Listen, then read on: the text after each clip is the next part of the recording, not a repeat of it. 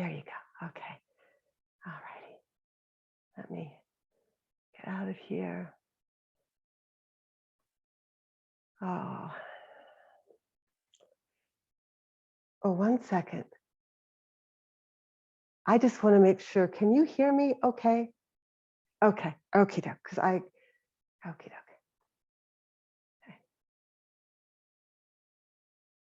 So I'm starting with a few words, well, rather 2 questions from Lao Tzu. Do you have the patience to wait till the mud settles and the water is clear? Can you remain unmoving till the right action arises by itself? Equanimity. Sometimes equanimity can feel unattainable. And sometimes it is, at least for the moment, or maybe for a long while. I love the questions that Lee asked. How does equanimity feel in the heart and mind? How does equanimity feel in breathing and in the body? These are inquiries, questions about our direct experience, and we become more intimate with direct experience in the practice of mindfulness. I think one of the great gifts of mindfulness is growing our capacity to not be so reactive, so driven by the winds, whether they are winds that blow within us or from the outside. And one of the ways we cultivate, and we've been speaking to this, equanimity, one of the ways we cultivate equanimity is by noticing how we get caught up in the winds, tangled, entangled. And as Susan likes to say, in a twizzle, I'm in a twizzle, I'm in a twizzle. We can feel into equanimity by studying the ways we get caught. And then we bring a kind curiosity about how we are getting entangled, how we are meeting this entanglement. We name it. We see it, feel it. Because when we can do this, even if it's just a little bit, we are out of the pattern, even if it's just a little sliver out of that pattern, and we can work a little more skillfully. We give deliberate, heartfelt attention to how reactivity is triggered and how we lose our balance and what is required to help us regain more balance, a little more calm, firmer ground under the feet again. Smooth out the sharp edges of disturbance.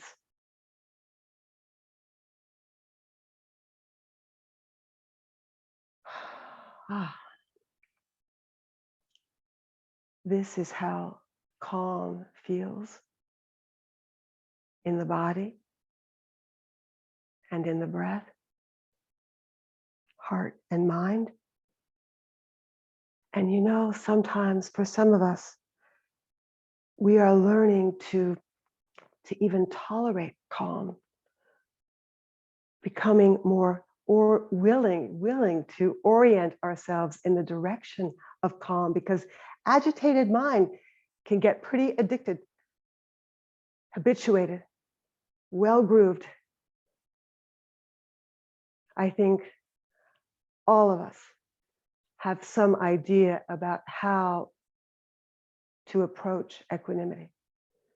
And it really is for each of us to find our own way, what we resonate with. Gil Fonsdale is a teacher out of Spirit Rock, and he speaks about equanimity as like a person on a tight rope, with a long pole for balance.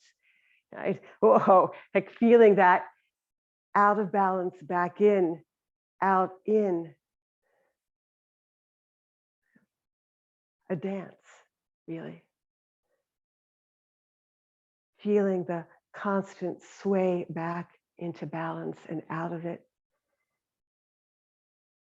The metaphor for the balance pole, of course, is our practice.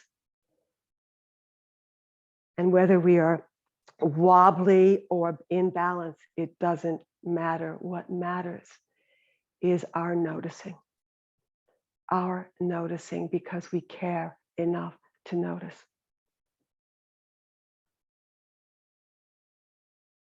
And many of you were here when we were exploring the worldly winds, and boy, those winds can be subtle and very intense. And when they blow, we can get caught up and entangled, tightly identified with what is going on. I'm to blame. I'm so wonderful. I'm a failure.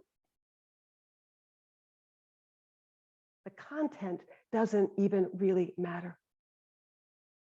It is more about noticing that we are caught in reactive patterns. We get knocked over, pumped up, smashed down, our hearts broken. Life's winds.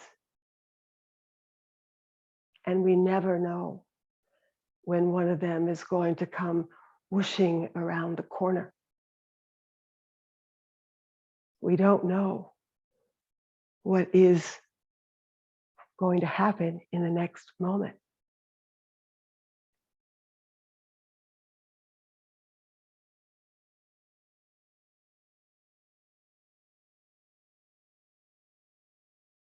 And of course, we want something that we can come back to, that we can trust, that there is a place to come back to where we can rest and gather the energies of our breath, our bodies, our hearts and minds. And this is the practice of the holding environment that we set up again and again and again with a deliberate, heartfelt attention, because it matters. And in the holding environment, we feel into an atmosphere of goodwill and encourage kindness and care. We want to create the conditions that support our hearts to open and to stabilize and be more at ease. And for us to grow even a little more poise or suppleness in our lives.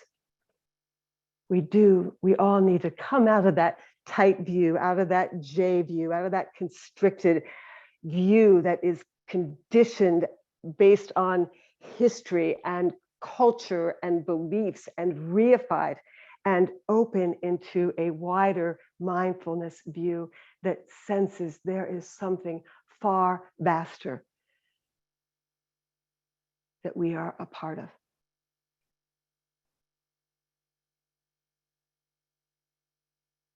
We begin to just get exhausted from the stories and the gripping and the grasping, intuiting something else is available for us. Maybe a place where we can rest, even if for a little while. So equanimity asks, can we stand or sit or walk in the midst of how life is? And each time we tether the breath to the body and the body to the ground, and ground the live wire of emotions, we see a little more clearly. the mud does begin to settle. Equanimity asks, can we stand, sit, or walk in the midst of how life is right now, as it is, as you are.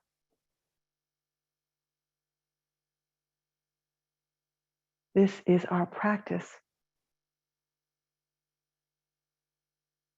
I'm going to close with this poem. And Lori, please put it in the chat for us. Thank you. It is entitled, Peace is This Moment, Without Judgment, by Dorothy Hunt. Do you think peace requires an end to war or tigers eating only vegetables? Does peace require an absence from your boss, your spouse, yourself?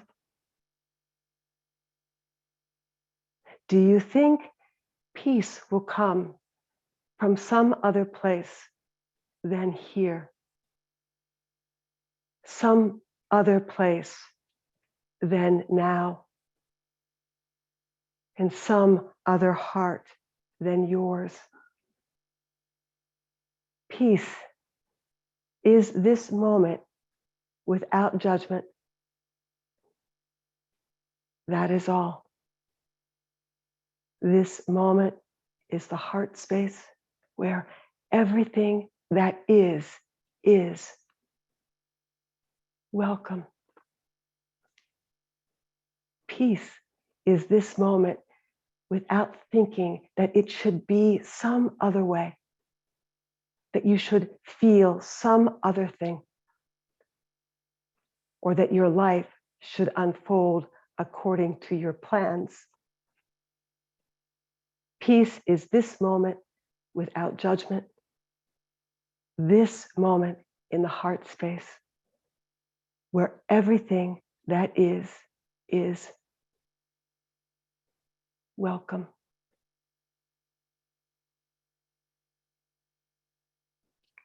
Thank you, everybody, for listening. Enough. We get to practice. Let me just get you into a larger view. There you are. Okay. So let's take a few moments to kindly, caringly attend to these precious bodies as they are.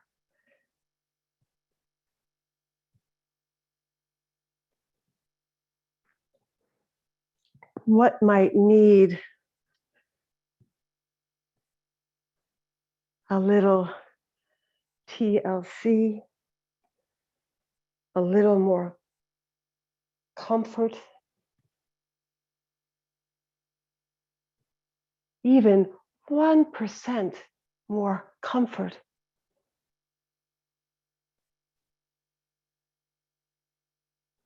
And sometimes just swaying back and forth in the chair.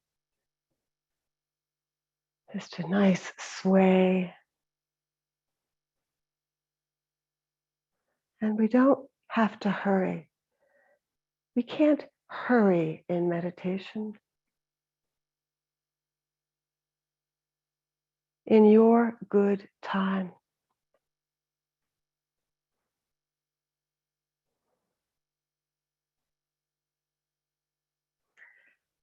Maybe taking a moment to just dwell in the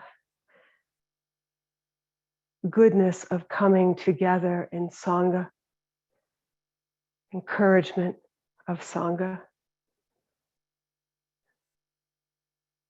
as a way of helping you to soften, to support.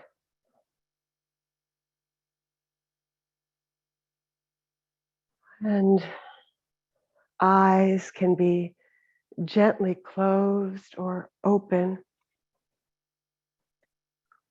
whatever you prefer.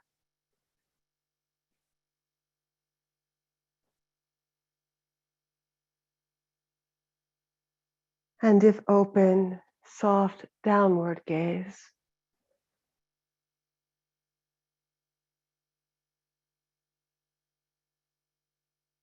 And we invite some ease and settling.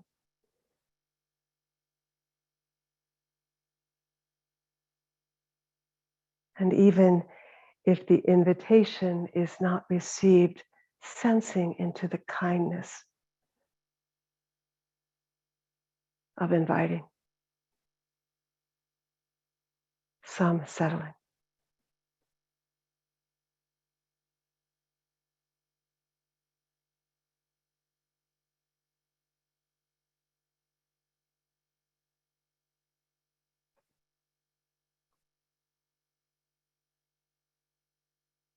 And if helpful, if supportive, maybe taking some deep, long breaths.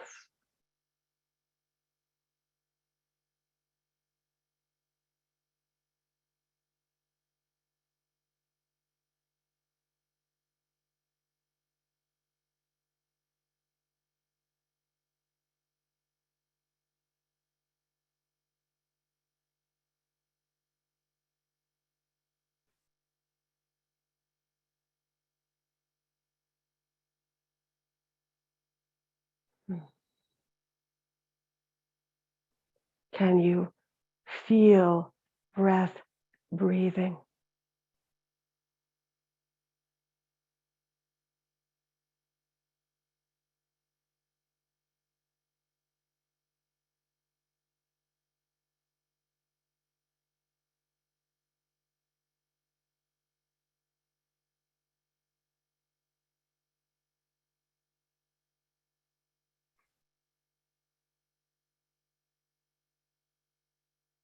And allowing breath to naturally settle in its own good time.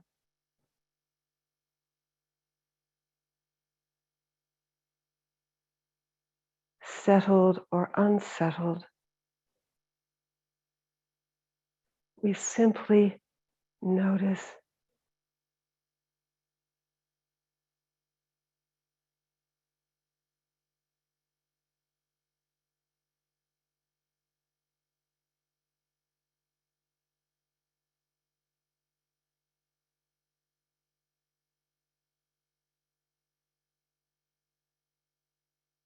Letting the breath be as it is.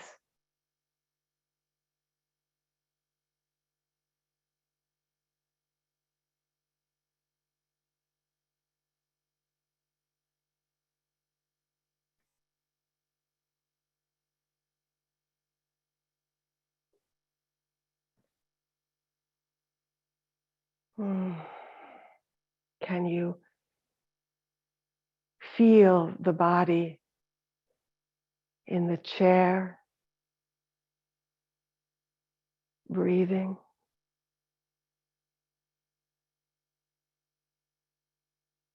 Can you feel supported or feel for some support, stability, wherever it may be?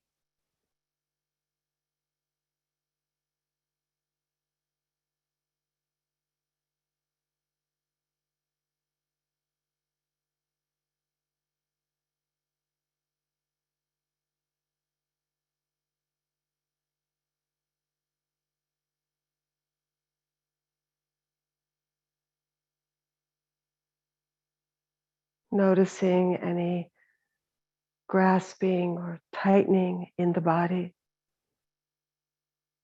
And again, the invitation is to relax and unwind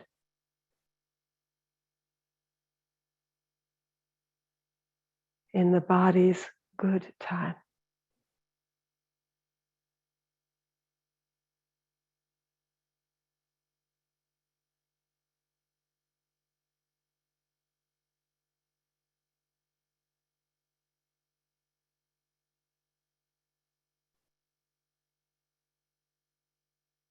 letting the body be, inviting the busyness of the mind, thoughts, worries, agitation, inviting that to also relax and drop into the stream of body and breath, allowing the heart to feel held in the posture of care and kindness.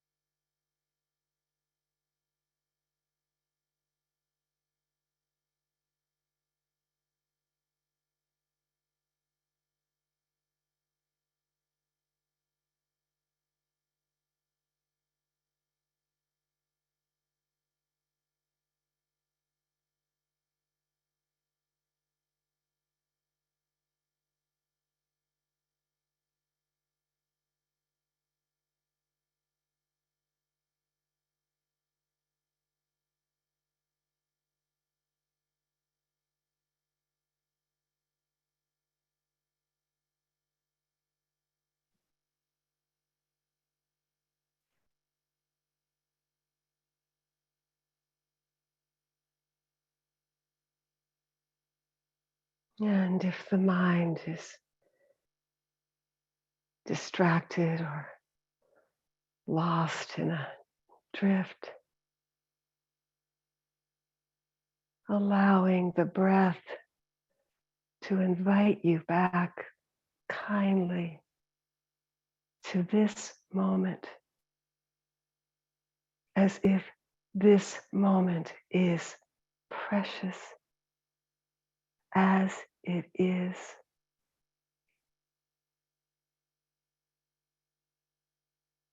Can you feel yourself breathing?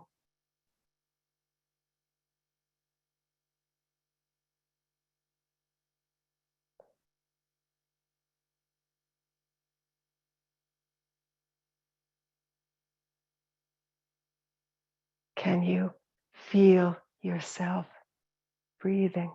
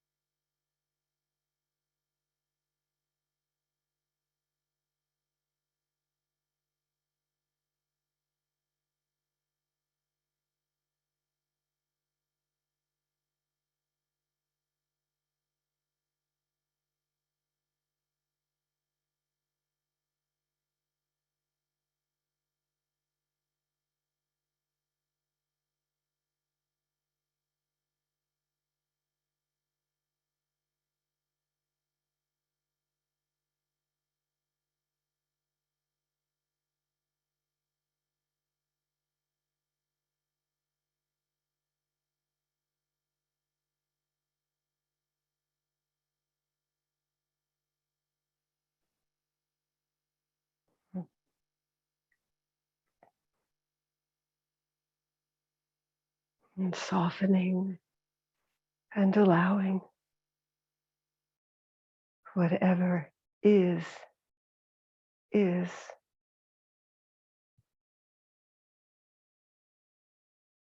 Can you feel breath breathing?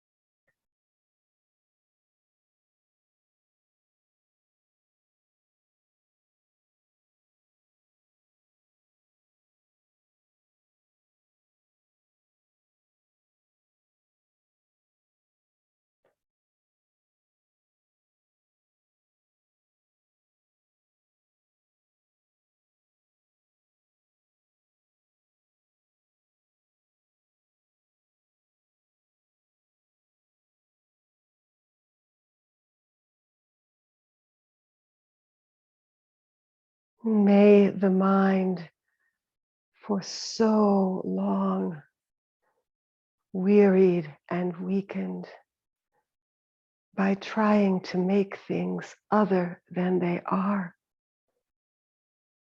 today find comfort and ease.